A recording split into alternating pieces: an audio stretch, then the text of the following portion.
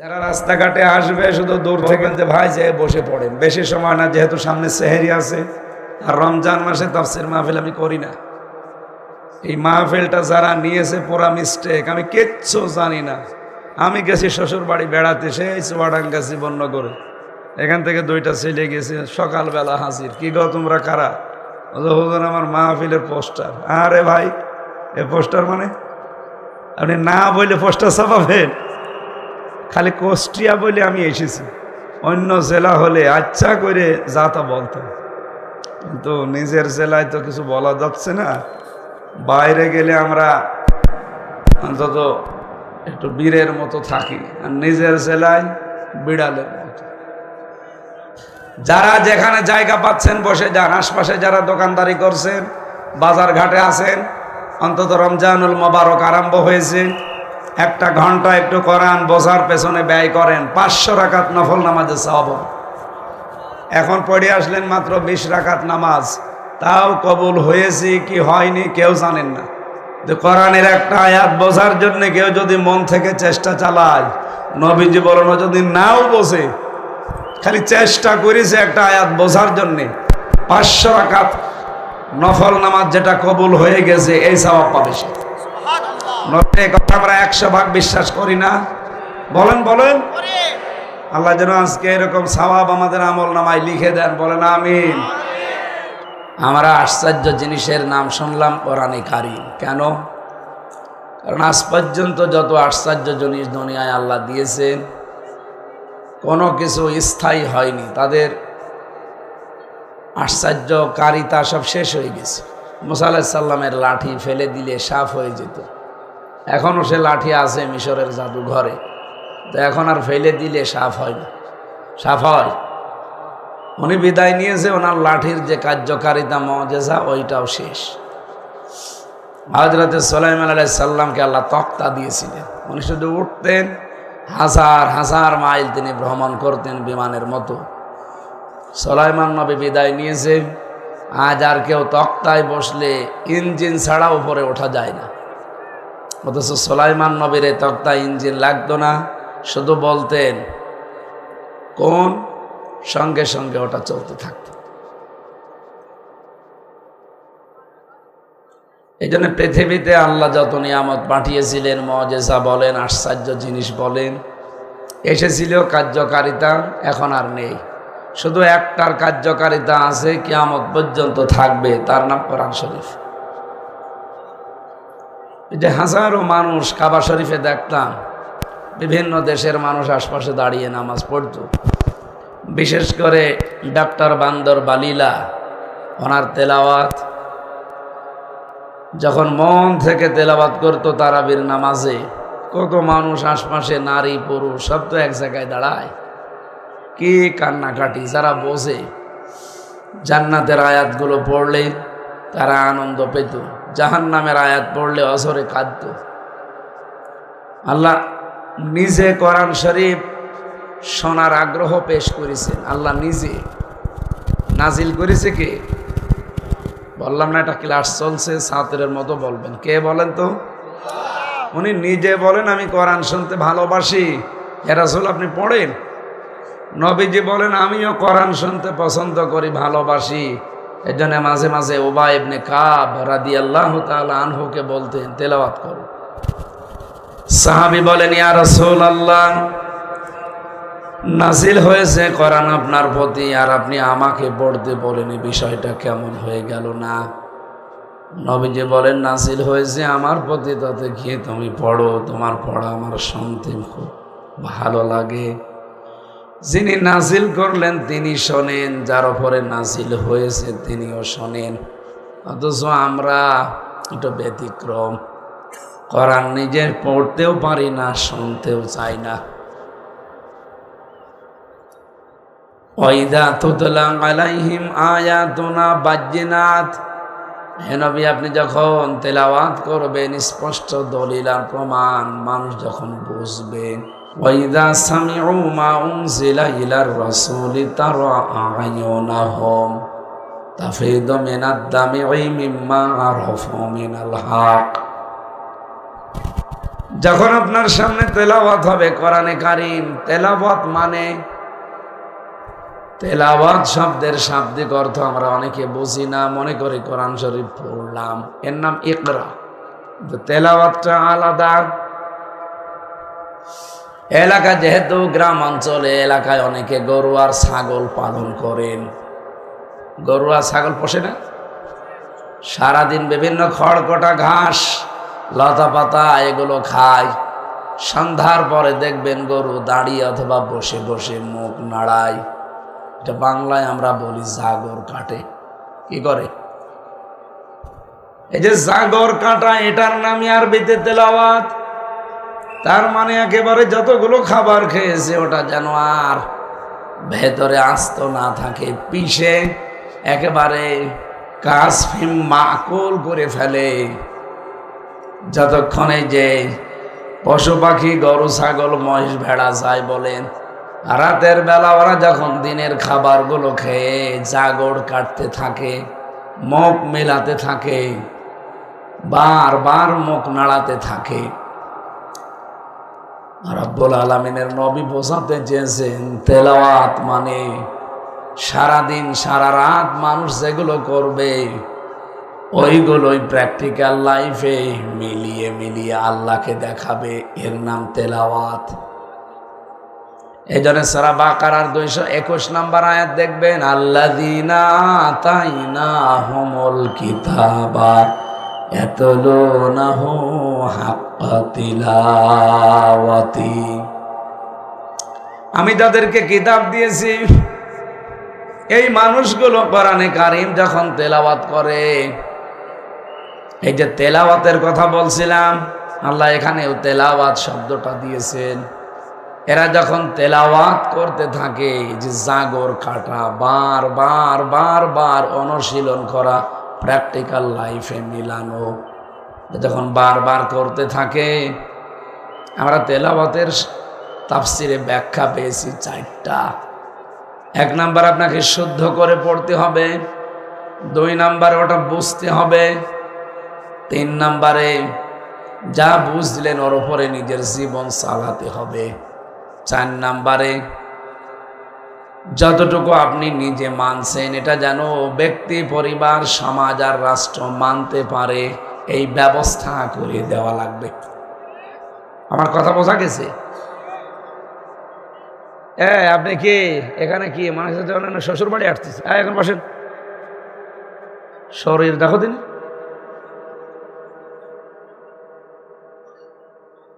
ওর এক ঠ্যাং আর আমার পুরা শরীর মিলেও তো হবে না। কোন দোকানে চাল খান আপনি? বলেন ওই দোকানে চাল আজকে 1 বস্তা নিয়ে যান। সারা দেশের চাল খেয়ে আমার অবস্থা দেখেন তো। না আলহামদুলিল্লাহ শরীর ভালো আছে, স্বাস্থ্য তো আল্লাহর দান। আমাদের নয় জালেমরা 3টা বছর এমন কোনো টর্চার নেই যে আমার 3.5 হাত বডিতে করেন, মাথার চুল থেকে পায়ের তালু পর্যন্ত 1টা ইঞ্চি জায়গাও বাকি নেই। যত রকমের টর্চার করা যায় সব করেছে। এই জন্য স্বাভাবিক হতে সময় লাগবে অনেক। শরীরটা তো আর নেই, ভেতরে একেবারে ফাঁফা হয়ে গেছে, জামা কাপড়ও খোলা যায় না।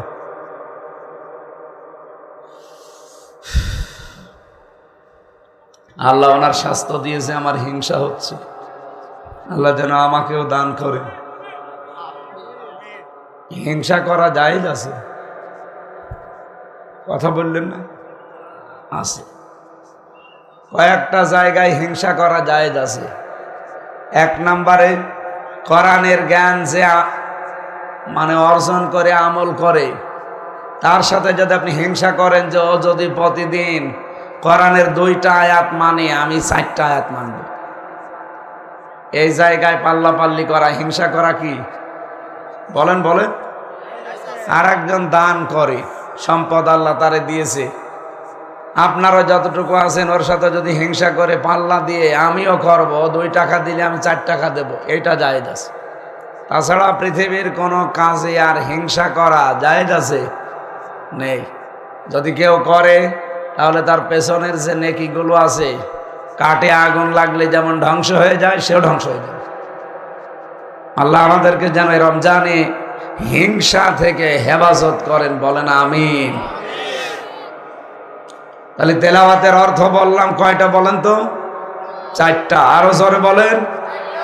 1 ঘন্টা যদি কথা শোনেন, অন্তত 60 মিনিটে 1 ঘন্টা হয় না?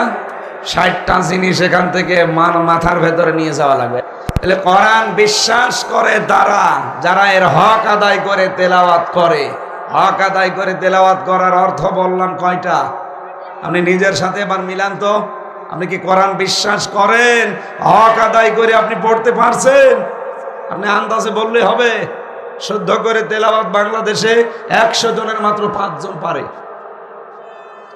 আমরা কোরআন রিসার্চ ফাউন্ডেশনের সদস্য হিসাবে আমি দেখেছি বাংলাদেশে মাত্র 100 জনের 5 জন মানুষ কোরআন শরীফ শুদ্ধ করে পড়তে পারে।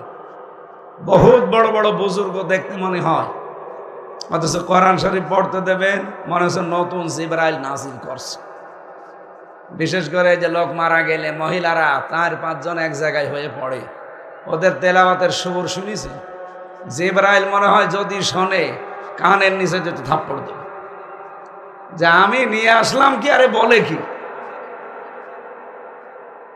কোরআনে কারীম শুদ্ধ করে না পড়লে অক্ষরও যদি উচ্চারণ পাল্টিয়ে যায়, সেখানে সওয়াবের পরিবর্তে মারাত্মক অপরাধ গোনা হয়ে যাবে। স্যার এসেছে আমাদের মেরপুর এবং ভেড়ামারা এলাকার কৃতি সন্তান, কুষ্টিয়া জেলার বাংলাদেশ জামাত ইসলামী কুষ্টিয়া জেলা শাখার নায়েবে আমির জনাব আব্দুল গফুর, সাবেক উপজেলা চেয়ারম্যান মেরপুর, আল্লাহ রাব্বুল আলামিন হায়াতে তাজ্জেবা সেহাতে কল্যাণ কামনা করছি, তিনি যেন দান করেন। যে কথাটা তুলেছিলাম বলেন তো, 100 জনের মাত্র 5 জন মানুষ কোরআন শরীফ শুদ্ধ করে পড়তে পারে। এটা কি খুব ভালো রিপোর্ট? বলেন বলেন। তাহলে হক আদায় করে পড়ার 1 নাম্বারই হইল না, 2 নাম্বারটা বোঝা। এটা তো 100 জনের 1 জন মাত্র।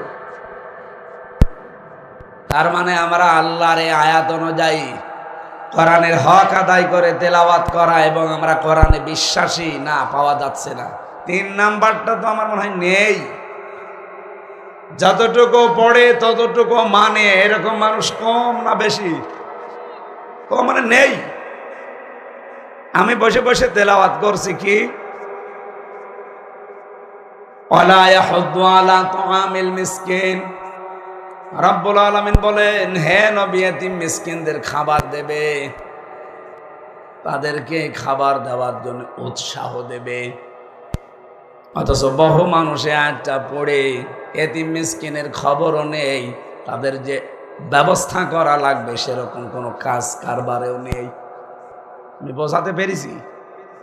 সুতরাং যতটুকু সে পড়বে ততটুকু সে মেনে চলবে, এটা 3 নাম্বার। 4 নাম্বারে শুধু আমি নিজে মেনে জান্নাতে যাব না, আমার পরিবার, আমার সমাজ, আমার রাষ্ট্র যেন এটা মানতে পারে সেই ব্যবস্থা করে দেওয়া লাগবে। আর আমরা ওইটা চাই। এই কথা বলেন না কেন? আল্লামা দেলাওয়ার হোসাইন সাইদি রহমতুল্লাহ আলাইহে, উনি যদি কোরআন শরীফ শুদ্ধ করে পড়তেন, বুঝতেন, নিজে মেনে চলতেন, ওনার 13 বছর না 13 দিনও জেল খাটা লাগতো না। কিন্তু সেই বলেছে না আমি এটা মানাতে চাই বাংলাদেশের মানুষকে, তখন কিছু বা আমার রাম, বিশেষ করে দাদা বাবুরা রেগে গেছে। আপনি কি মনে করছেন উনি কোরআন শরীফ শুদ্ধ করে পড়তো, উনি বুঝতো, সুন্দর গলায় তাফসির করতো, এই জন্য ওনারা 13 বছর আটক করে রেখেছিল? না, দাদারা যাতে মাতাল হলো তাহলে ঠিক আছে। ওরা দেখতে পেয়েছে যে এই দেশে কোরআন ও মানাতে চায়, আর কোরআন যদি সবাই মানতে চায় তখন আমরা যে শয়তানি করি এটা মানুষ বুঝে ফেলবে। এই কারণে ওনারে আটক করে রেখেছে। যে মামলাগুলো ওনার নামে দিয়েছে আপনারা দেখেছেন, সর্বশেষ মামলা ছিল ধর্ষণের মামলা। যেই মহিলাকে সাজিয়ে নিয়ে এসেছিল পিরোজপুর থেকে, ওই মহিলাকে অ্যাডভোকেট তাজুল ইসলাম জিজ্ঞাসা করছে আদালতে, যে মেয়ে মাওলানা সাইদি তোমাকে ধর্ষণ করেছে? বলছে জি হ্যাঁ। তোমার জন্ম তারিখ কত? বলছে 1975। মানে ধর্ষিতা হয়েছে কত সালে? 1971। উনি বলেছিল যে মাননীয় আদালত, আপনি পয়েন্টটা একটু নোট করেন, ওই মহিলার জন্ম 75-এ, ওরে ধর্ষিতা হয়েছে 71-এ। ওটা কি রুহের জগতে? ওই দিনই মামলা ঢিসমিস হয়ে যাওয়ার কথা না? হয়েছে না। বিচারপতির দায়িত্বে যারা ছিল তাদের ভেতরে একজন ছিল কালা মানিক, ওই যে বিসি উড়ে গেছে এইটা। এই শয়তান আফসোস করে বলেছিল যে মাওলানা সাইদের ফাঁসি দিতে পারলাম না, এটা আমার জীবনের আফসোস। আল্লাহ এখন পুরাটা উল্টিয়ে দেয়নি? এই কথা বলেন না কেন? গলার পাতায় আল্লাহ শুইয়েছে তাকে, গলায় গামছা দিয়ে সিলেট থেকে টানতে টানতে নিয়ে এসেছে চোরের মতো। আর কত অপমান করবে আল্লাহ? এখনো যদি কেউ শিক্ষা না নেয়, আমার মনে হয় তার কপালে আর হেদায়েত বলে কিছু নেই। সুতরাং আমরাও যদি চাই যে না আমি শুধু মানবো না, আমি মানাবো, তখনই আমার পেছনে অনেক শত্রু লেগে যাবে। এই যে তেতুল হুজুর বলা হয়তো হেফাজত ইসলামের সাবেক আমির আল্লামা আহমেদ শফি রহমতুল্লাহ আলাই, ওনার নাম কি তেতুল হুজুর? আল্লামা আহমেদ শফি হাজার হাজার আলেমের উস্তাজ, অথচ আপনাদের পাশের থানা কি যেন নাম, ভেড়ামারা, ওখানকার আল্লাহর এক অলি, আমি নাম নিতেও ঘৃণা লাগে এদের, উনি আহমেদ শফির নাম পাল্টিয়ে দিয়েছিল তেতুল হুজুর। এই লোকটার নাম কি বলেন তো? তেতুল হুজুর ছিল। এ সারাটা জীবন কোরআন পড়িয়েছে, ওর একটা শত্রু বাংলাদেশে ছিল না, কেউ চিনতও না। আহমেদ শফি বলে কেউ আছে? আমরা কুষ্টিয়ার মানুষ জানতাম? বলেন বলেন। এ লোকটা সারা জীবন কোরআন পড়িয়েছে, ছাত্রদের হাদিস পড়িয়েছে, একটা শত্রু তার ছিল না।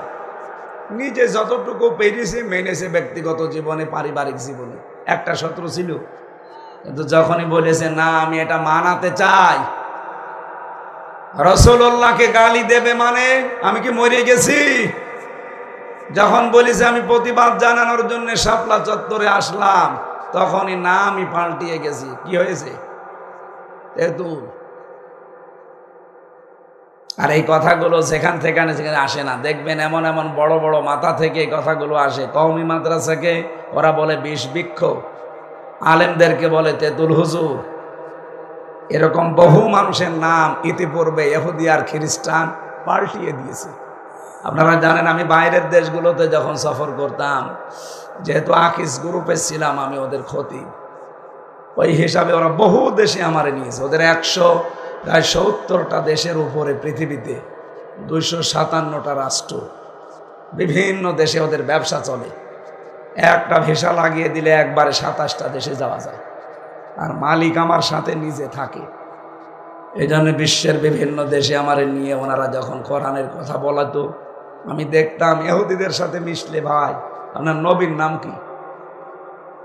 ওনারে জিজ্ঞাসা করতাম ওনার ভাষা দিয়ে, জিজ্ঞাসা করতাম কোন ভাষায় কথা বলেন, প্রথমে ইংরেজিতে, এরপরে আরবি ভাষা ভাষী যদি হয় সে আরবিতে, এর বাংলা তো আমার জানাই আছে।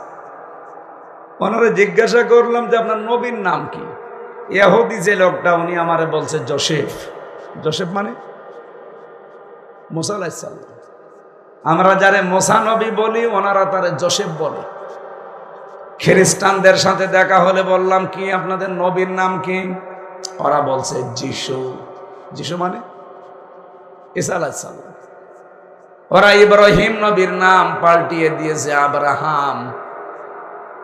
ওরা দাউদ নবীর নাম পাল্টিয়ে দিয়েছে ডেভিড। দেখবেন ডেভিড বলে ডাকে। মেয়েদের নামও তারা পাল্টিয়ে পাল্টিয়ে দেখে, মরিয়মের, আসিয়ার, রহিমার, খাদিজাতুল কুবরার নামও পাল্টিয়ে দিয়েছে। এই সিস্টেম চলছিল বাংলাদেশেও। আপনি 15.5 বছরে দেখেন, শহীদ আল্লামা দেলাওয়ার হোসাইন সাইদি, তার নাম দিয়েছে পাল্টিয়ে দেল্লু শিকদার। কি বেশি বললাম? ঠিক মানে 100 ভাগ ঠিক। আমি নিজে পিরোজপুরের বিভিন্ন থানাতে গেছি। আমাদের এলাকায় যেহেতু আল্লাহর ওলি, ঢুকতে দিত না আমারে। 2 জন আছে না, এই দুইজন পুরা আশপাশ যতগুলো জেলা আছে এই জেলাতে আমার কথা বলা নিষেধ। এমনকি বাড়ি আমি যাওয়ার আগে দেখি 10 জন পুলিশ যে বসে আছে। কি আপনাদের কি? হুজুর আপনার পাহারা দেবে। পাহারা ধরতে এসেছে। এখনো আসে, এখন আর ধরতে আসে না, এখন আসে নাস্তা খাওয়ার জন্য। যেহেতু আমার আশপাশ জেলায় আসতেই পারি না, এই 12-14টা জেলায়, এই জন্য আমার যাওয়া লাগতো সেই চট্টগ্রামে, কক্সবাজারে, পিরোজপুরে, ওই পটুয়াখালী। আমি পিরোজপুরে প্রায় জায়গায়, আমার এমন কোনো মনে হয় গ্রাম বাদ নেই যেখানে আমি অনুষ্ঠান করি না। প্রায় গ্রামে গ্রামে। একটা হিন্দুকে যদি জিজ্ঞাসা করে যে মাওলানা কেমন ছিল, বলে মাওলানা ছিল দেবতা। মানুষও বলে না, বলে দেবতা ছিল। অথচ তার নামটা পর্যন্ত, তার বাবার নাম এখনো কবরের উপরে লেখা আছে, মাওলানা ইউসুফ সাইদি। আমি আল্লামা সাইদির সার্টিফিকেট দিয়ে গেছিলাম, দাখিল পাশের, লেখা আছে দেলাওয়ার হোসেন। কে লেখা? দেলাওয়ার হোসাইন, এতটুকু লেখা আছে। আর আপনি তার নামটাই পাল্টিয়ে দিয়েছেন দেল্লু শিকদার। একটা কথা হলো, শহীদ আব্দুল কাদের মোল্লা ফরিদপুরের, কয়েকদিন আগে তার কবরে গিয়েছিলাম সদরপুর থানায়, তার নামও পাল্টিয়ে দিয়েছে, কসাই কাদের দিয়েছে। আমার নামটাও পাল্টিয়ে দিয়েছিল, পিসকে হুজুর বলে ডাকতো আমারে। আমি কি পিসকে? আমার বয়স নাই, ঠিক আছে, আমি 92 সালে জন্মগ্রহণ করেছি, এখন আমার 33 বছর। আমারে পিসকে বললে মানা যায়, অসুবিধা নেই। তাই বলে আপনি নাম ধরে না ডেকে, ওই যে বললাম যাদের, ওনাদের নাম আমি নিতে চাই না, আমার ঘৃণা লাগে। ওনাদের কাছে আমি জেলখানায় 3 বছর থাকাকালীন আমার বংশ তো সব আবার ওই আল্লাহর অলিকে নবী মানে। ওনারা গিয়েছে যে কয়বার যে আপনি আমাদের জেলার দায়িত্বে আছেন, এই অঞ্চলের অভিভাবক, ছেলেটা 3 বছর পড়ে আছে বিনা কারণে, আপনাদের একটা ইশারা হলেই তো ছেড়ে দেয়। ওরা বলেছে ও ওই পিসকে হুজুর, ও থাক ভেতরে, ও মরণ পর্যন্ত থাক। আল্লাহ এখন পুরা উল্টিয়ে দিয়েছে না। এখন জানতো ওনার বাড়ি পর্যন্ত, পায়খানার প্যান্ট পর্যন্ত মানুষ খুলে নিয়ে চলে গেছে। এই জন্য অহংকার করা ঠিক না কোনো বিষয় নিয়ে, কারণ অহংকার হচ্ছে আল্লাহর চাদর আর ইজার পায়জামা। কেউ যদি দুনিয়ায় কোনো বিষয় নিয়ে অহংকার করে, আল্লাহ বলেন আমি নিজে ওরে আষাঢ় দেই। আল্লাহ মনে হয় এই 15.5 বছরে পরে জালেমদের একটা আষাঢ় দিয়েছে। এই জন্য আমরা যেন এদের মতো না হই, আমাদের কোনো অহংকার যেন ভেতরে জায়গা না পায়। আল্লাহ তুমি আমাদের বাঁচাও, বলেন আমিন।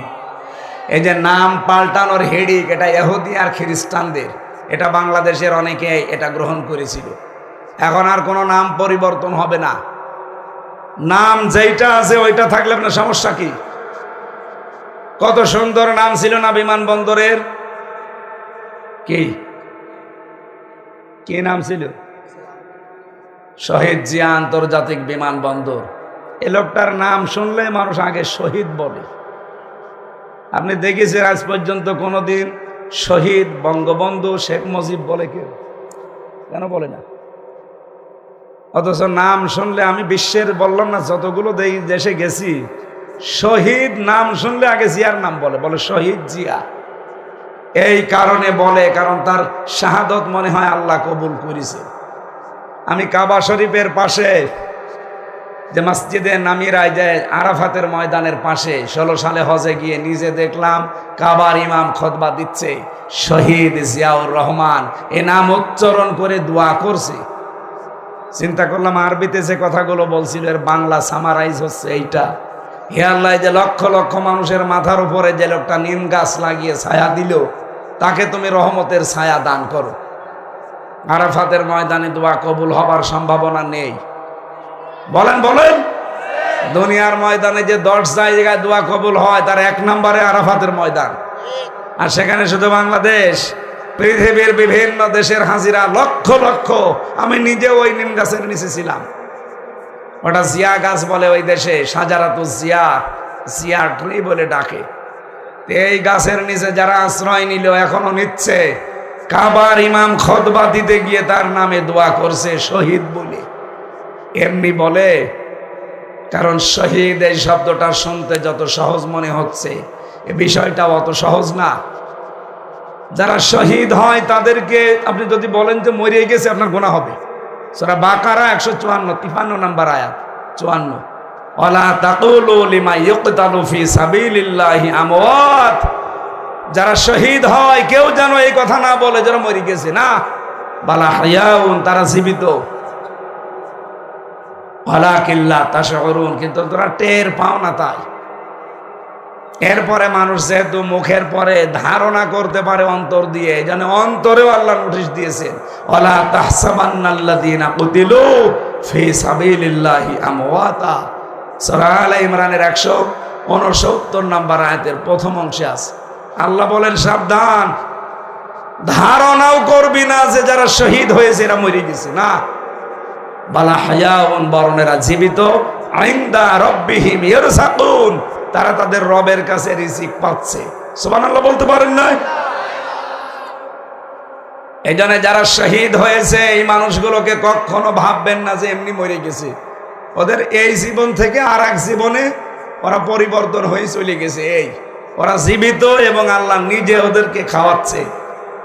আমাদেরকেও জানা আল্লাহ আর যাই করুক শাহাদতের মরণ দান করেন। 3টা বছর জেলখানায় ফাঁসির ওই কন্ডেম ছেলে আমি 24 ঘন্টা তালা লাগানো ছিলাম।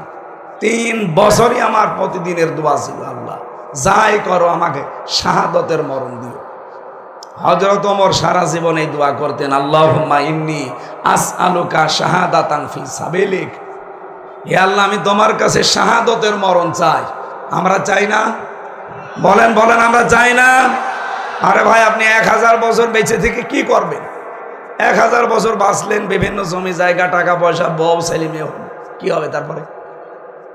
শাহাদতের মরণ যদি পান কিয়ামত পর্যন্ত আপনি খেতেই থাকবেন।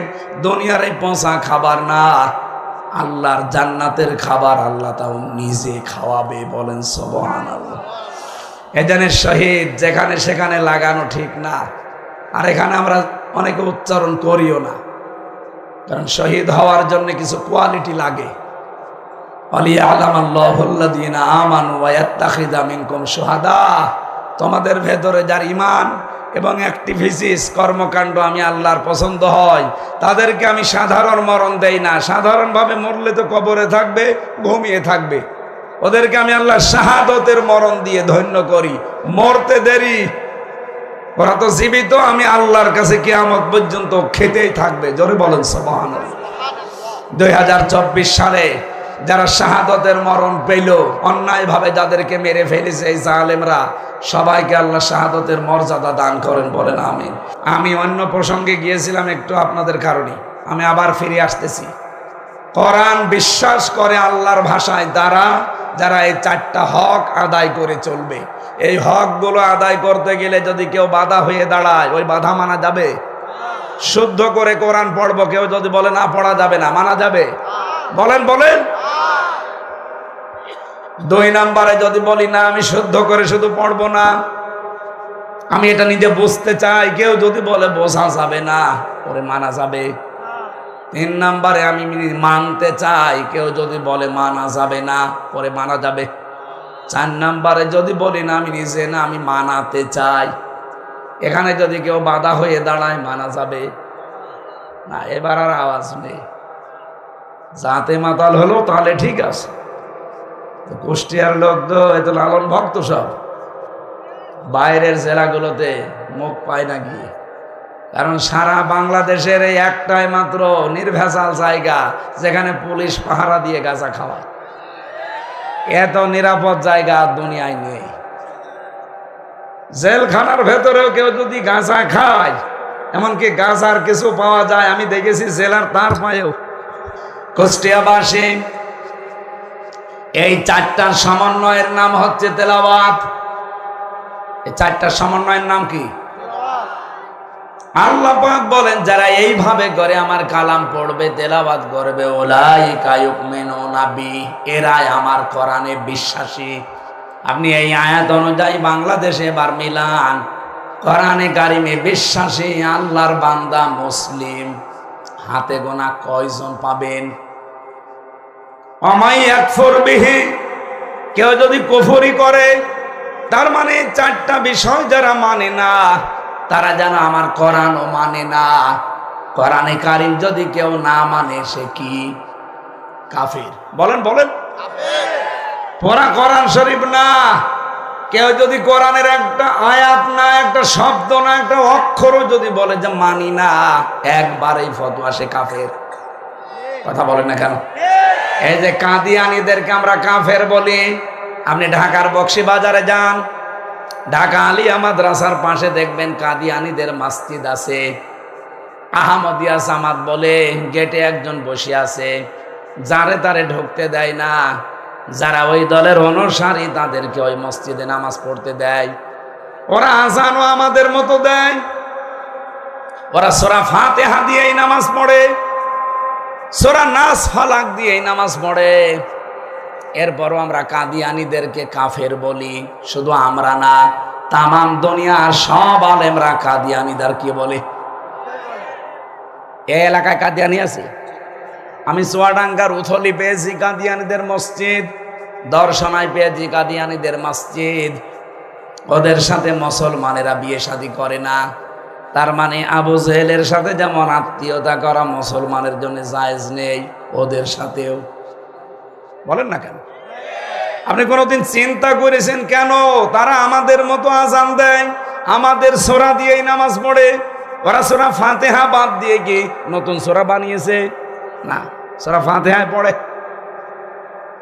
কেন তাদেরকে কাফের বলা হয়? পুরা কোরআন শরীফের 6666টি আয়াত ওরা সবগুলোই বিশ্বাসও করে, কম বেশি মানেও। শুধুমাত্র সূরা আহজাবের 40 নম্বর আয়াতের 3 ভাগের 1 ভাগ মানেও না, বিশ্বাসও করে না। কোনটা? মা কানা মুহাম্মাদুন আবা আহাদিম মির রিজালিকুম ওয়ালাকির রাসূলুল্লাহ ওয়া খাতামান নাবিয়্যিন। কত বড় আয়াত দেখেছেন? ওরা মা কানা মুহাম্মাদ ঠিক আছে মানি, আবা আহাদিম মির রিজালিকুম মানি। কি বললাম এই আয়াতে? মুহাম্মদ সাল্লাল্লাহু আলাইহি সাল্লাম এই পৃথিবীতে কোনো অ্যাডাল্ট পুরুষের পিতা ছিলেন না। উনি পুরুষের পিতা ছিলেন, কিন্তু অ্যাডাল্ট সামর্থ্যবান, মানে যারা শক্তিশালী বড় যারা, এদের পিতা তিনি ছিলেন না। তিনি ছিলেন সিবিয়ান, ছোট বাচ্চাদের। এই জন্য নবীজির 3টা সন্তান, একটাও বড় হতে দেয়নি, আল্লাহ ছোটকালে নিয়ে নিয়েছে। এই কোরআনের আয়াতে যদি আল্লাহ সিবিয়ান দিতেন, পৃথিবীর কত মানুষ যে ভুল ধরতো আপনি জানেন। আমার আগে কে যেন কথা বলছিল, ইলিয়াসুর রহমান ভাই। আমি নামাজের পরে বসে বসে কয়েকটা কথা শুনেছি। তাফসির করার জন্য যে 17টা জিনিস সামনে রাখা লাগে, সেগুলো সামনে রাখলে আপনি তাফসির বুঝবেন। হয়তো কাদেরী সাহেব বুঝতে পারে, সভাপতি আলেম কিনা আমি জানি না। এই ধাঁচের হওয়া লাগবে, সেগুলো সেমিনার হলে ভালো হয়। এখানে 12 বাপের 13 ছেলে বসে আছে, এমনও লোক বসে আছে ওর পেটে বম মারলেও ও আলিফ বলতে পারবে না, এরকম মানুষ নেই। এখন ওরে যদি আমি তাফসিরের ওই 17টা কায়দা উসুলে তাফসিরের নিয়ম একটা একটা করে বলি, ও বলবে যে আমি বাড়ি চলে গেলাম।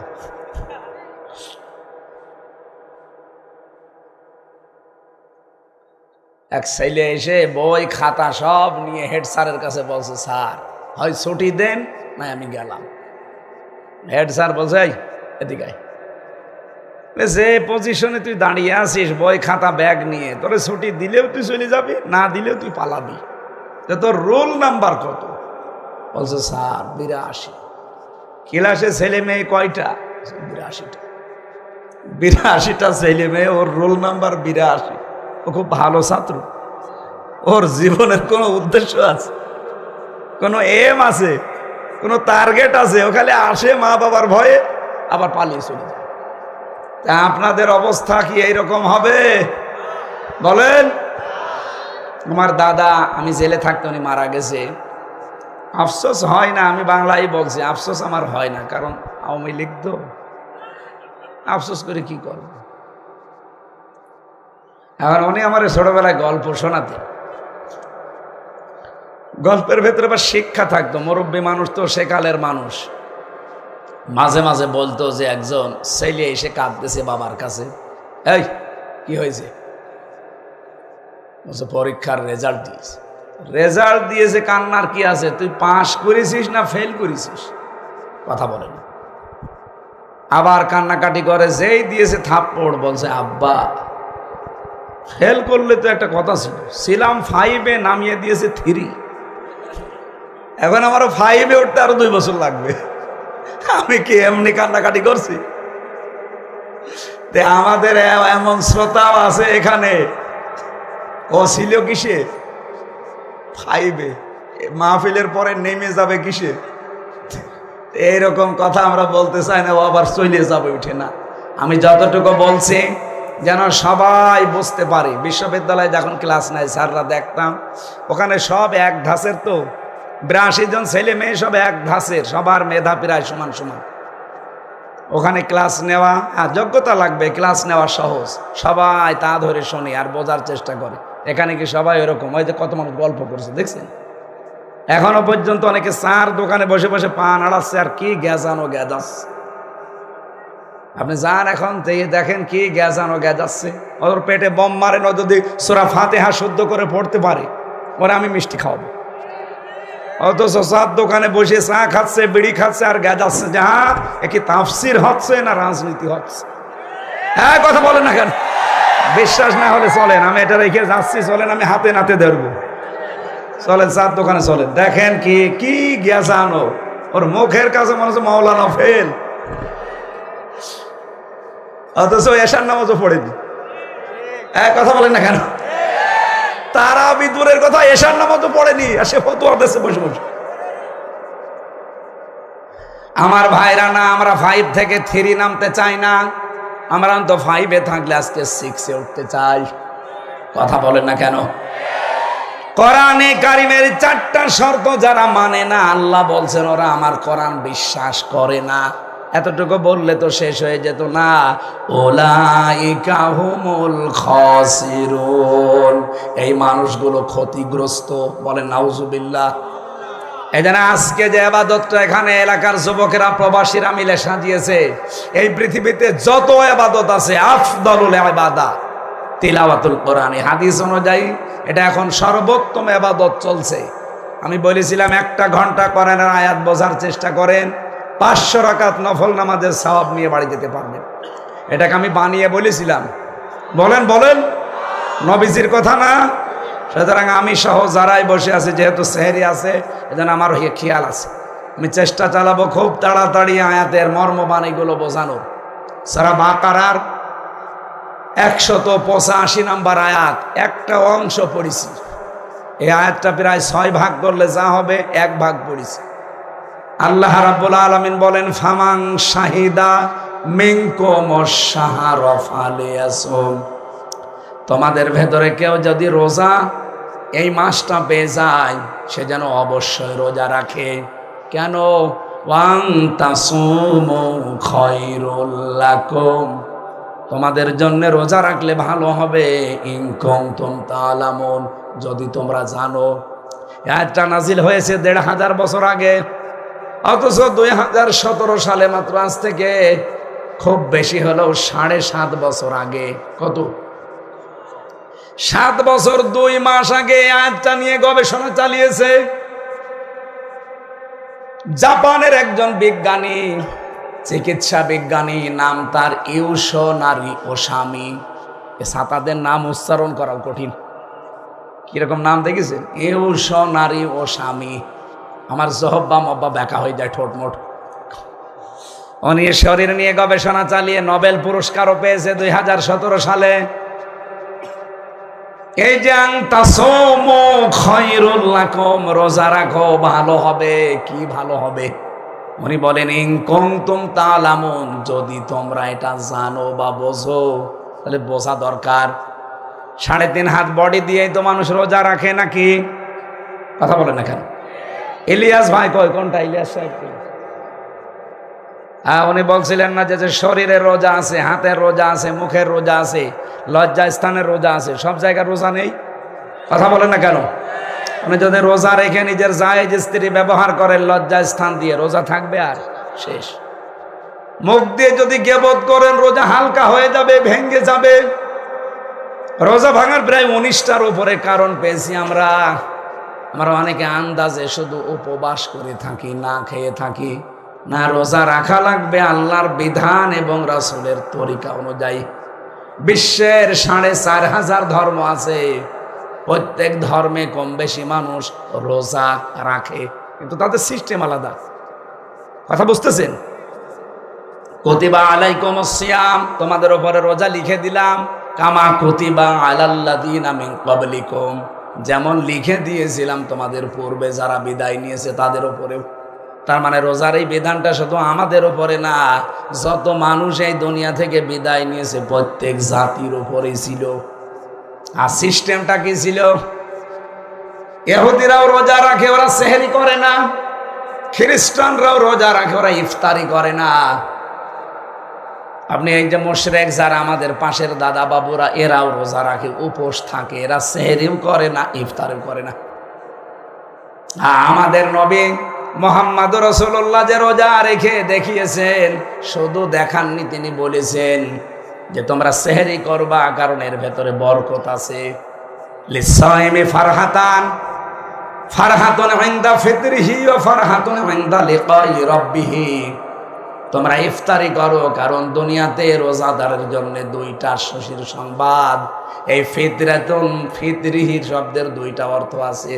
1 নম্বরে যখন ইফতারি করে ওই সময় একটা আনন্দ, 2 নম্বরে যখন ঈদের নামাজ পড়ে বাড়ি যায় তখন মনে হয় তার মা তাকে এই মাত্র প্রসব করেছে, তখন একটা আনন্দ, গোনা নেই। 2 নম্বরে ইনদা লিকাই রাব্বিহি, কিয়ামতের দিন যখন রায়ান নামক দরজা দিয়ে আমাদেরকে আল্লাহ প্রবেশ করিয়ে তার দিদার দিয়ে ধন্য করবেন। কোরআনে কারীম জানিয়েছে ইয়াউমা নাহশুরুল মুত্তাকিনা ইলার রহমানি ওয়াফদা। সূরা মরিয়মের 85 নম্বর আয়াতে আছে, 16 নম্বর পারার 10 নম্বর পৃষ্ঠার 9 নম্বর লাইনে আছে। রব্বুল আলামিন বলেন, সেদিন আমি হাজির করব আমার মুত্তাকিদেরকে রহমানের দরবারে। কিভাবে? ওয়াফদা। ওয়াফদা মানে অতিথি রূপে, মেহমান রূপে। তাহলে রোজাদার যারা তাকওয়া অর্জন করে, এই মানুষগুলোকে আল্লাহর দরবারে আল্লাহ অতিথি হিসাবে নিয়ে যাবে। যেমনে সেমনে দিয়ে নিয়ে যাবে না, যাবে রায়আন নামক দরজা দিয়ে। বলেন সুবহানাল্লাহ। এর পরের আয়াতে দেখেন, অনাসুকুল মুজরিমিনা ইলা জাহান্নামা ওয়িরদা, আর যারা পাপিষ্ঠ এই মানুষগুলোকে আমি আল্লাহ জাহান্নামে হাঁকিয়ে নিয়ে যাব। 2টা অর্থ আছে ওয়িরদার। 1 নম্বরে ওয়িরদা মানে তৃষ্ণার্থ, 2 নম্বরে ওয়িরদা মানে ক্ষুধার্ত। ক্ষুধার্ত এবং তৃষ্ণার্ত অবস্থায় তারা জাহান্নামে নিয়ে যাব হাঁকিয়ে। দুনিয়ায় বহু মানুষকে আমরা বলতে শুনি, অত পাগল শামসুদ্দিন আজ ভাত থাকতে রোজা করবে। কথা বলে না কেন? এই যে যারা খাবারের বড়াই করেন, যে ঘরে চাল থাকতে ভাত থাকতে আমি রোজা করবো, মানে আমি কি না খেয়ে আছি? এইটা বোঝানোর জন্যই তো আল্লাহ রোজা দিয়েছেন। পৃথিবীর বহু গরিব মানুষ আছে, এরা না খেয়েও রাত পার করে, দিন পার করে। এই যে গরিব মানুষের না খেয়ে থাকলে কি কষ্ট হয়, এইটা অনুধাবনের জন্যই কিন্তু আল্লাহ রোজা দিয়েছেন। যারা এ মাসেও রোজা রাখে না, উদর পূর্ণ করে খায়, পূর্তি করে খায়, এদেরকে আল্লাহ কিয়ামতে ক্ষুধার্ত তৃষ্ণার্ত রাখবে এবং ধাক্কা দিতে দিতে অনাসুক মানে ধাক্কা দিতে দিতে জাহান্নামে নিয়ে যাবে। এই বিজ্ঞানী তথ্যটা পেয়েছে যে 4,500 ধর্মের বিভিন্ন ধর্মের গ্রন্থ তো আমি দেখেছি, মানুষের এই শরীরের ভেতরে প্রায় 2 কোটি ন্যাচারাল কোষ আছে। এখানে যদি কোনো ডাক্তার থাকেন দেখেন, 2 কোটি ন্যাচারাল কোষ দিয়েছেন আল্লাহ শরীরে। 5.5 কেজি রক্ত আছে আমাদের শরীরে। আমাদের মাথার ভেতরে আছে সামনে ফ্রন্টাল লব, এরপরে প্যারাইটাল লব, এরপরে অক্সিপিটাল লব, এরপরে টেম্পোরাল লব, এরপর আছে মোটর কর্টেক্স, এরপর আছে সেন্সরি কর্টেক্স, এরপর আছে লব। 70,000 জিনিস মাথার ভেতরে পাবেন। এত তার এই মাথা থেকে পুরা শরীরে জোড়া দেওয়া আছে, আপনি শুধু চামড়া খুলে ফেলে দেন, দেখেন মনে আবার ইঞ্জিনিয়ারিং কায়দায় সেট করা। আল্লাহ এত বড় ইঞ্জিনিয়ার, এখানে যদি কম্পিউটার ভেড়াতেন, এটা না ভেড়িয়ে আপনাকে আমি হাতে কলমে দেখাতে পারতাম, আপনার ঈমান আরো বেড়ে যেত। এই বিজ্ঞানী চিন্তা করছে কোষগুলো কি কাজের দেখি। শরীরের ভেতরে প্রায় 2 কোটি তিনি কোষ পেয়েছেন। আর এই যে একাধারে যারা 12 মাস খেতেই থাকে, এগুলো দিয়ে আরো কিছু অতিরিক্ত কোষ তৈরি হয়। নেচার আল্লাহ যেগুলো দিয়েছেন প্রাকৃতিক ভাবে, ওইগুলো বাদ দিয়ে যদি কিছু বৃদ্ধি হয় শরীরে, ওইটার দ্বারা শুধু বৃদ্ধি হয়ে ক্ষান্ত হয় না, আরো 2টা জিনিস তৈরি করে। 1 নম্বরে টিউমার, 2 নম্বরে ক্যান্সার। কথা বুঝতেছেন? যারা শরীরের ভেতরে 2 কোটির উপরে কোষ বৃদ্ধি হতে থাকে, তাদের শরীরে 2টা রোগ বাসা বাঁধে। 1 নম্বরে রক্তের ভেতরে 5 প্রকার ক্যান্সারের 1 প্রকার দেখা দেবে। আমি নিজে পেয়েছি তামিলনাড়ুতে, যে ভারতে, ওই যে ভেলোর হাসপাতালে গিয়েছিলাম, ওই লোকটার 5 প্রকার ক্যান্সারের একটা ধরা পড়েছে। খ্রিস্টান ডাক্তারের সাথে কথা বলছিলাম, উনি আমারে বলছিল যে এনার ক্যান্সারটা হয়েছে রক্তের ভেতরে এই কোষগুলো বৃদ্ধি হওয়ার কারণে। 2 নম্বরে আপনার টিউমার হবে। আপনি দেখেন কারো শরীরের ভেতরে হয়তো টিউমার ভেসে ওঠে, যে আমার একটা হয়েছে, এটা ভেসে উঠেছে। অনেকের ভেসে ওঠে না, ভেতরেই থাকে। তাহলে এই কোষগুলোকে আপনি কন্ট্রোলে রাখা লাগবে।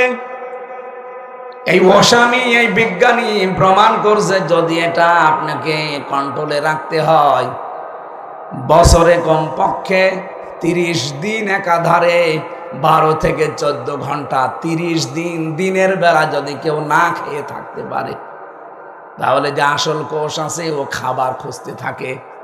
সারাদিন যেহেতু পেটে খাবার নেই, ও খাবে কি? ওই আশপাশে যে কোষগুলো বৃদ্ধি হতে থাকে, তখন ওটা একটা একটা করে ধরে ধরে খায়।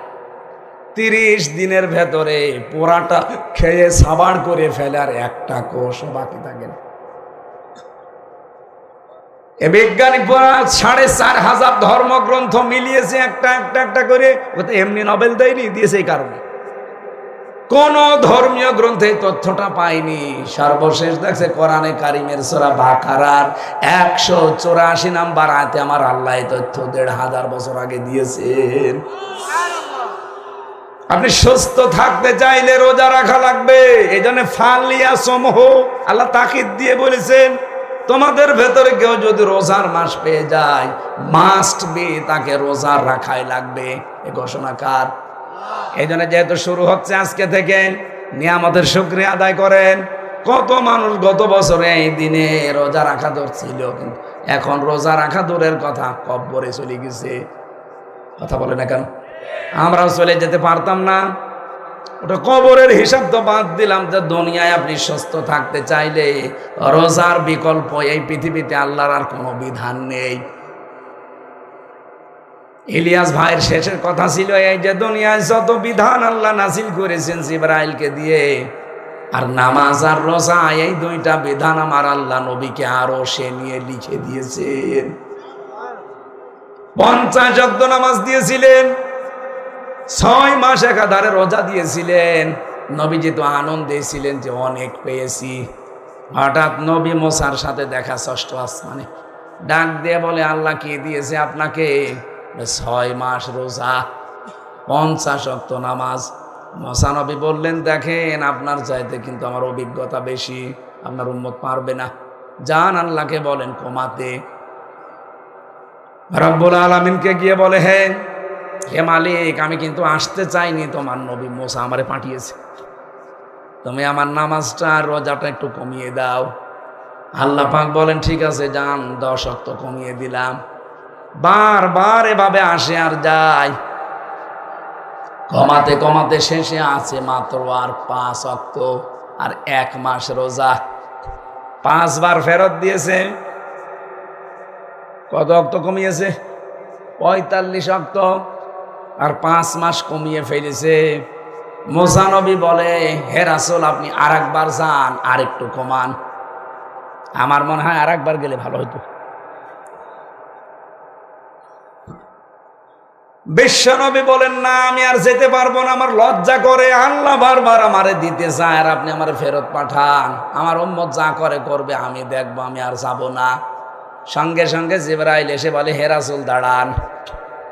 আল্লাহ কিন্তু লিখেই দিয়েছিল 50 ওয়াক্ত নামাজ আর 6 মাস রোজা। আর আল্লাহ একবার যেটা লিখে দেয় ওটা বারবার পরিবর্তন হয়। বলেন বলেন, লা মুবাদদিলা লিকালিমাতিহি ওয়া হুয়াস সামিউল আলিম।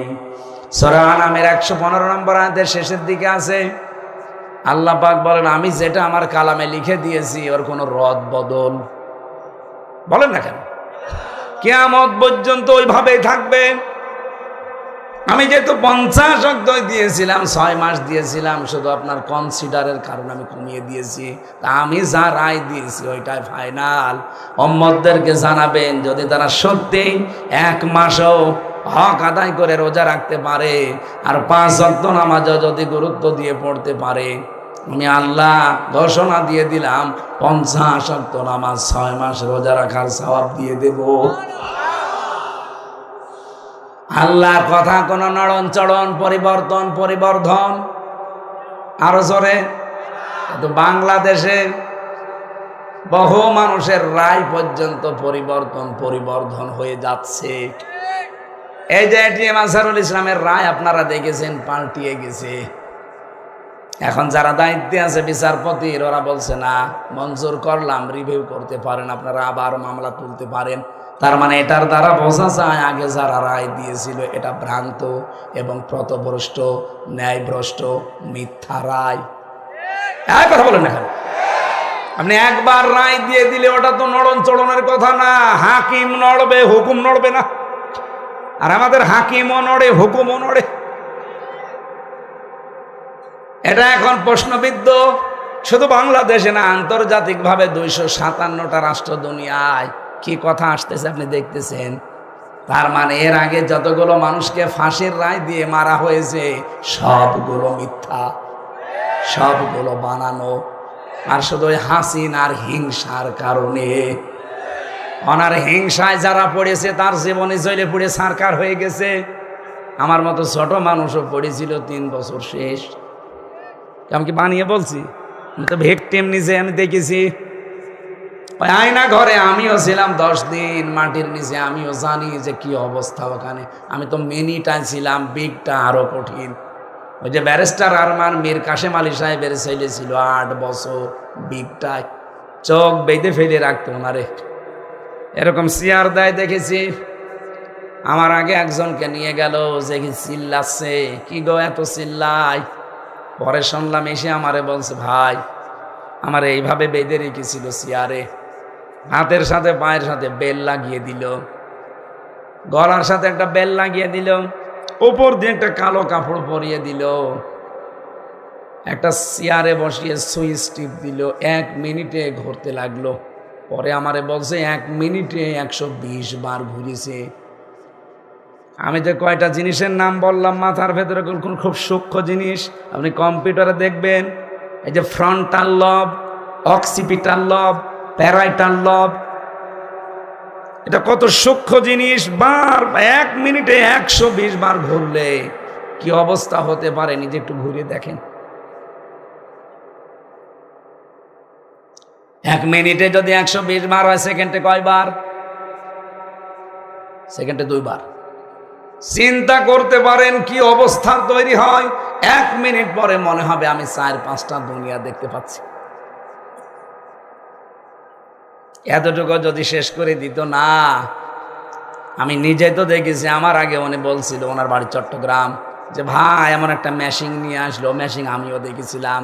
আমারে বলছো হুজুর এইটা দিয়ে আমরা নখ তুলি, এভাবে হাত তো বাঁধা, পা বাঁধা, এমন সাইজ করে দেওয়া মেশিন, শুধু এসে এই জায়গায় ধরবে আর একটা টিপ দেবে, একবারে নখগুলো সব খুলে চলে যাবে। আরে ভাই শুধু নখ খুলে গেলে তো হয়, ওর ওপর আবার লবণ ছিটিয়ে দেয়। অত সহজ শুনতে যেমন মনে হচ্ছে, আর আমি নিজে ফেস করে এসেছি। আমার এখন ভাবতেই ভয় লাগে। অথচ 3টা বছর আমার এরকম পার হয়ে গেল। কত মানুষকে 8 বছর, 10 বছর, 14 বছর পার হয়ে যাচ্ছে। 1.5-2 মিনিট সময় দিত ওদেরকে টয়লেট করার জন্য, মাত্র 1.5-2 মিনিট। মাওলানা ফখরুল ভাই আমার সাথে ছিল, উনি বলছিল, হামজা ভাই আমার পায়ের ভেতরে এভাবে হাত দিয়েছে, এইভাবে দিয়ে সামনে লোহার ব্যারিকেডের সাথে হাতে হ্যান্ডকাপ লাগিয়ে দিয়েছে। 24 ঘন্টা এভাবে বসে থাকতাম। মানুষ যে শুয়ে থাকে এটা যে কত বড় নিয়ামত এখন আমি টের পাচ্ছি। ওনারা আবার দিয়েছিল আমার সাথে ফাঁসির কন্ডেম ছেলে। আমি দেখেছি লোকটা এভাবে বলতো আর কান্নাকাটি করতো, বলে হামজা ভাই মানুষ যে শুয়ে থাকে এটা যে কত বড় নিয়ামত মানুষ জানে না, আমি জানি। দেখতাম মাঝে মাঝে ওই কন্ডেম ছেলে, এমনি তো ছোট, হাত পা ছেড়ে দিয়ে মেলিয়ে মনে হচ্ছে একেবারে গরুর মতো শুয়ে আছে। কি ভাই আপনি এভাবে থাকেন? আচ্ছা হামজা ভাই আপনি বুঝবেন না, আমি কত বছর যেভাবে কাটিয়েছি, কোনোদিন শুইতে পারিনি মাটির সাথে একটু পিঠ লাগে। আমার এই পিঠের নীল দাঁড়া যেটা, এটা ব্যথা হয়ে গেছে। সকালে কটা পচা ছোলা দিয়ে যেত, আর দুপুরবেলা 1 মুঠ ভাত দিত, তাও মনে হচ্ছে কেউ মাখিয়ে দিয়েছে। পায়ের সাথে আবার চেন বাঁধা। আপনি ভাবতে পারেন এই কঠিন পরিস্থিতি পার করেছে, এখনো পর্যন্ত যারা জালেমদের সাফাই গান, আপনার কি বিবেকের ওপরে কুকুরে প্রসাব করেছে? আপনি টের পাচ্ছেন? আপনার বাবারে যদি ভাবে আয়না ঘরে 10 বছর আটক করে রাখতো, তখন আপনি টের পেতেন। কথা বলেন না কেন? এখনো পর্যন্ত অনেক জালেমের মুখে, চার দোকানে দেখেন আপনি, যে কত মানুষ গফাইগিরি করছে। কি হয়েছে বুবুর পালিয়ে যাওয়া লাগলো, কি হয়েছে তোমার সাথে তো হয়নি, আমার সাথে হয়েছে, আমি নিজে টের পেয়েছি। ওনার আন্ডারে যারাই পড়েছে ওনার রোশানলে তাকান।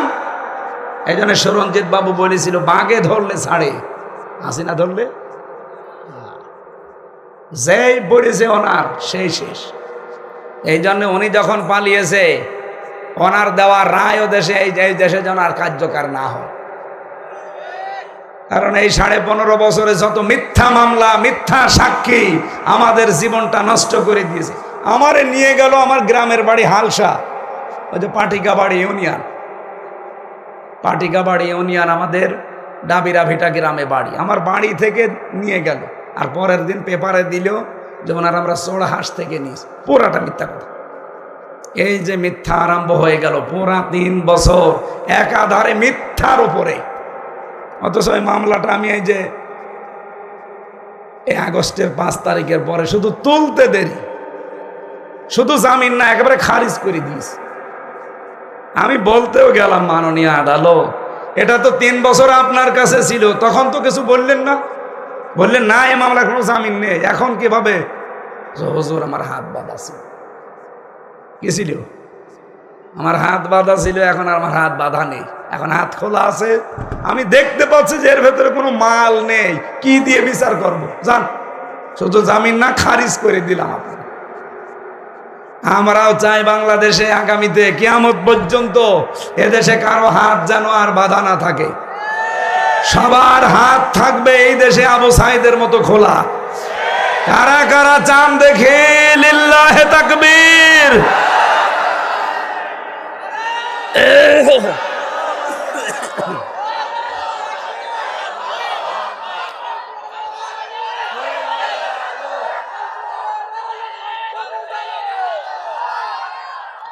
আলহামদুলিল্লাহ ভাই, আমি রমজানের শিক্ষা নিয়ে যে পর্যন্ত এসেছিলাম, যে রায় আল্লাহ রায় দিয়েছেন, তার নাই কোনো নড়ন চড়ন নেই, পরিবর্তন নেই। বাংলাদেশেও যদি এরকম রায় আমরা দিতে পারতাম, এখন আন্তর্জাতিক মহলে আপনি মুখ দেখাতে পারবেন? আপনার নামে তো হেগে সেই কি সুইজারল্যান্ডের হেগে মামলা হবে আন্তর্জাতিক আদালতে, যে আপনি যা করেছেন সব হিংসা করে আর রাগের বশবর্তী হয়ে। অথচ যারাই দায়িত্বে থাকে, বাংলাদেশের 1628 জন মানুষ দায়িত্বে আছে। কয়জন? কথা বলেন। এরা প্রত্যেকে দায়িত্ব নেওয়ার সময় এই শপথ বাক্য পাঠ করে যে আমরা হিংসা করে, রাগের বশবর্তী হয়ে বা আবেগের বশবর্তী হয়ে কোনো কাজ করব না। এটা যদি করতো বাংলাদেশ জান্নাত হয়ে থাকতো, কিন্তু না, এটা হয় না। আর আগামী থেকে এরকম কোনো ভুলভাল রায় আমরা আর চাই না। যেহেতু এটিএম আজহারুল ইসলাম একজন নির্দোষ মানুষ, আমি 3 বছর তার সাথে ছিলাম। মানবতার জন্য, ইসলামের জন্য তার যে দরদ, এই জালেমদের রোশানলে পড়ে তার 13টা বছর জীবন থেকে নষ্ট হয়ে গেল। আমরা চাই এইরকম নিরপরাধ যারাই আছে সবাইকে যেন মুক্তি দেওয়া হয়। অনেক ভাইরা এখন দেখছি বলছে না উনি সাজাপ্রাপ্ত, ওনাকে ছাড়া যাবে না। এই কথা যদি আপনি বলেন তাহলে তারেক জিয়া, সেও তো সাজাপ্রাপ্ত, তার 9 বছর সাজা ছিল। এই কথা বলছি না কেন? তারেক জিয়ার বউ 3 বছর সাজাপ্রাপ্ত, তারেক জিয়ার মা 6 বছর সাজাপ্রাপ্ত। তাদেরকে যদি খালাস দেওয়া যায়, বের করে দেওয়া যায়, মুক্তি দেওয়া যায়, তো এই মানুষটাকে দেওয়া যাবে না কেন? এই কথা বলেন না কেন? আপনি শুধু পক্ষপাতিত্ব করেন কোন কারণে? আপনার বিবেক নেই?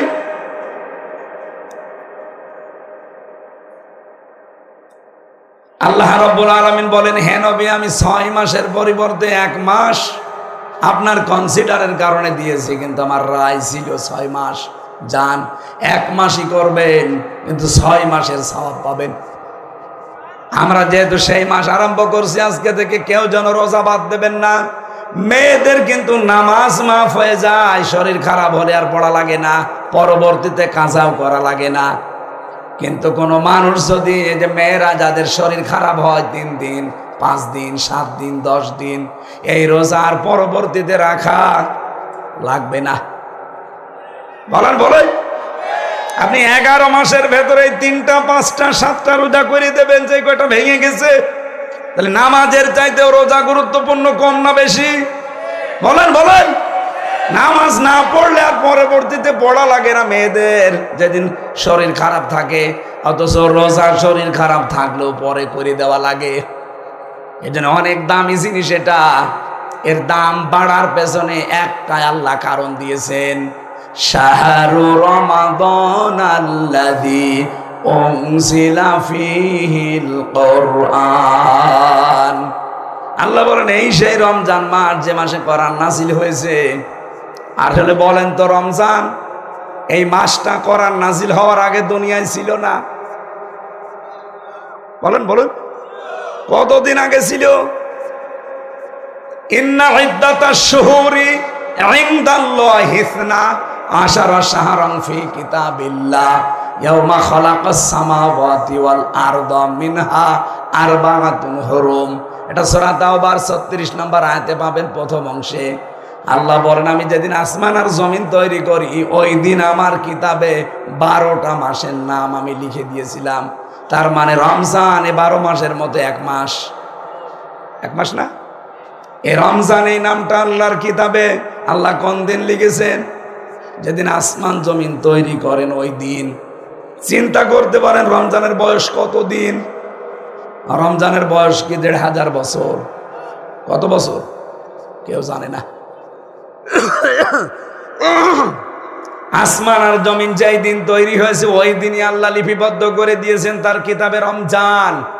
কিন্তু এর দাম আগে ছিল না, আগে ছিল সফরের মতো, রবিউল আওয়ালের মতো, রজবের মতো, শাবানের মতো। কিন্তু রমজান আসার পরে কোরআন নাজিল হয়েছে, আল্লাহ পাক রমজানের দাম এত বাড়িয়ে দিয়েছেন।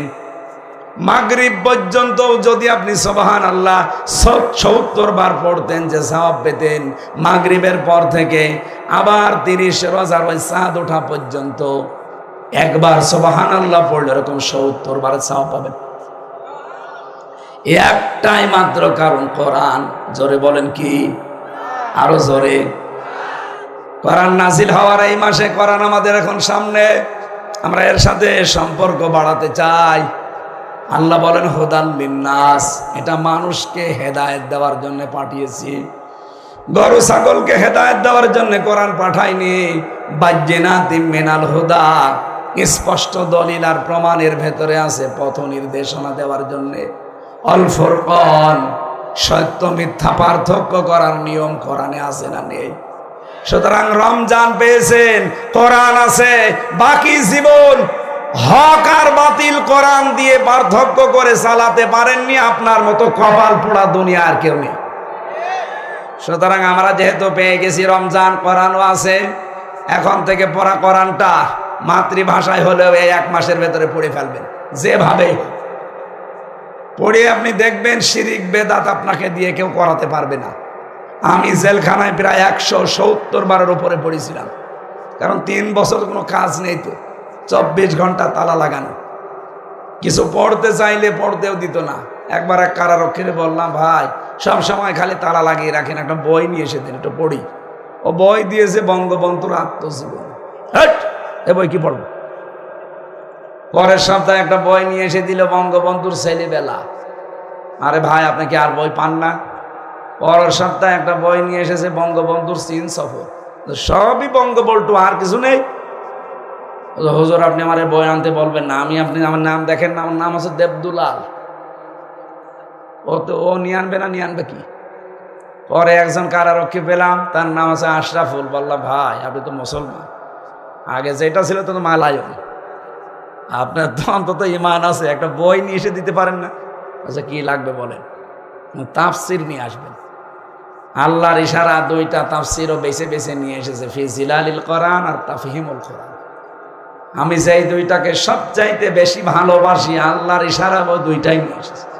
এই জন্য 3টা বছরে একেবারে আয়নার মতো পরিষ্কার হয়ে গেছে কোরআন শরীফ আমাদের কাছে। আপনি খালি একটা বার রমজান একটু পুরাটা বাংলায় পড়ে দেখেন, আপনাকে দিয়ে আমি গ্যারান্টি দিচ্ছি শিরিক বেদাত কেউ করাতে পারবে না। শিরিক বেদাত করাতে গেলে আয়না সামনে চলে আসবে, এই এটা তো শিরিক, এটা তো বেদাত। আপনি যখন হক আর বাতিল পার্থক্য করে বাকি জীবনটা যদি চালাতে পারেন, আপনি সাকসেস। অল ফুরকান এই জন্য শেষের দিকে আছে। আল্লাহ রাব্বুল আলামিন কোরআনের সাথে সম্পর্ক তৈরি করে মা বোন যারা এসেছেন, আপনাদেরকে আহ্বান জানাচ্ছি, এই রমজানে শুধু মুরগির খাবার দেওয়া, শুধু ইফতারি করা, শুধু সেহরি বানানো নিয়ে ব্যস্ত থাকলে হবে না। এবাদতে কাটানো লাগবে, আর এবাদতের সর্বোত্তম মাধ্যম কোরআন। এই কথা বলেন না কেন? এখানে কোনো বয়স নেই, ছড়ি বড়ি সব, একেবারে বাচ্চা থেকে বৃদ্ধ পর্যন্ত, ছড়ি থেকে বুড়ি পর্যন্ত সবার একটাই কাজ, এই রমজানে যতটুকু সময় পান কোরআনের পেছনে শ্রম দেবেন। আর মুখে সব সময় রাখবেন লা হাওলা ওয়ালা কুওয়াতা ইল্লা বিল্লাহ। এটা সব সময়, না পাক থাকেন পাক থাকেন, অজু থাক না থাক, অসুবিধা নেই। যেখানে বসে আছেন 2 মিনিট সময় পান, পড়েন লা হাওলা ওয়ালা কুওয়াতা ইল্লা বিল্লাহ। আল্লাহ রাব্বুল আলামিন এই আয়াতটা আমাদের জীবনে যেন সেট করে দেন। রমজান মাস একবার পেয়েছেন, শুকরিয়া আদায় করেন। একবার যদি আপনি সঠিকভাবে পালন করতে পারেন, জীবনের অপরাধগুলো শুধু মাফ হবে না, পুরাটা আল্লাহ নেকি দিয়ে পাল্টিয়ে দেবে। আজকের আয়োজন রমজান মাস না হলে, সেহরি সামনে না থাকলে তাহাজ্জুদের নামাজ আছে নাই আমি আরো চালাতাম। যেহেতু সামনে তাহাজ্জুদ পড়া লাগবে, এরপরে রমজানে সেহরি খাওয়া লাগবে, আজকে থেকে শুরু। মা বোনদেরকে আলাদাভাবে